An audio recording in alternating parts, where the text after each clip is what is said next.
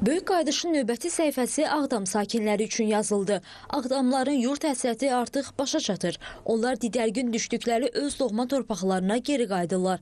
Hər birinin simasından qürur, sevinç hissi oxunur. Onlar illər sonra öz dədə-baba torpaqlarına qayıtmağın sevincini yaşayırdılar. İllər öncə kədər gözyaşları ilə çıxdıqları torpağa indi sevinç gözyaşları ilə qayıdırlar. İşğaldan azad edilmiş ərazilərə böyük qayıdış sürətlə davam edir. Bugün Respublikanın müxtəlif yerlərində, əsasən yataqxanalarda, sanatoriya və inzibati binalarda müvəqqəti məskunlaşmış ailələrdən ibarət növbəti köç karvanı Qobu Park 3 yaşayış kompleksindən Ağdama yola salındı.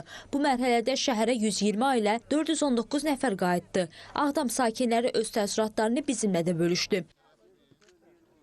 Artıq Ağdama qayıdışdır.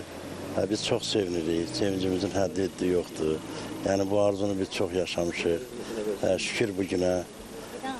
Allah prezidentimizin canı sağ eləsin ki, yəni bu günü bizə yaşadıqdır. Həyatda bunu dillə demək biraz çətindir. Yəni bu hissiyatları yaşamaq başqadır. Doğrudan da biz çox sevinirik.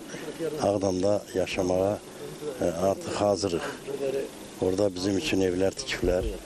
Yəni hər bir şəraitdə yaradıblar. Sevincə həddi yoxdur. Həm də bir əsgər anasıyam. Mən də oğlumla fəxr edirəm ki, vətəni qoruyur.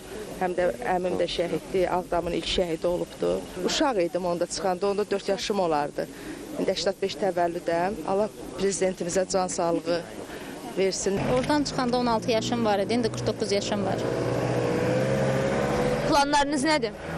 Planlar yəqin ki, gələcək həyat onu göstərər, hələ keçinə bilmirik. Yəni gedək, yerləşək, sonrasını inşallah ki, Allahın izni ilə hər şey yoluna düşər. Amma təşəkkür eləmək istəyirəm mən. Cənab Prezidentə təşəkkür edirəm və onun ailəsinə. Böyük təşəkkürümü bildirirəm. Ona görə ki, bizi bu xoş günlərə çıxartdı, bizə yaxşılıq elədi. Ümumiyyətcə, hamıya təşəkkür eləmək istəyirəm. Xatırladaq ki, Ağdam şəhəri 23 iyul 1993-cü ildə Ermənistan ordusu tərəfindən işğal olunub. 20 noyabr 2020-ci il tarixində 44 günlük vətən müharibəsində əldə edilən şanlı qələbədən sonra 10 noyabr 2020-ci il tarixli 3 tərəfli bəyanata əsasən heç bir itki verilmədən işğaldan azad edilib.